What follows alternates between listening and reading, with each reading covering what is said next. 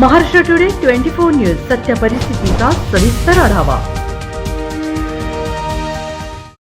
उपमुख्यमंत्री देवेंद्र फडणवीस यांच्या उपस्थितीत हनुमान जन्मोत्सव मोठ्या भक्तिभावाने साजरा।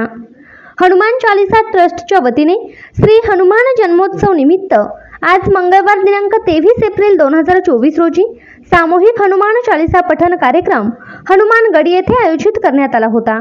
या निमित्त उपमुख्यमंत्री श्री देवेंद्रजी फडणवीस, खासदार नवनीत रवी राणा, आमदार रवी राणा यांच्या प्रमुख उपस्थितीत सामूहिक हनुमान चालीसा पठण करण्यात आले। या प्रसंगी शेकडो भाविक उपस्थित होते।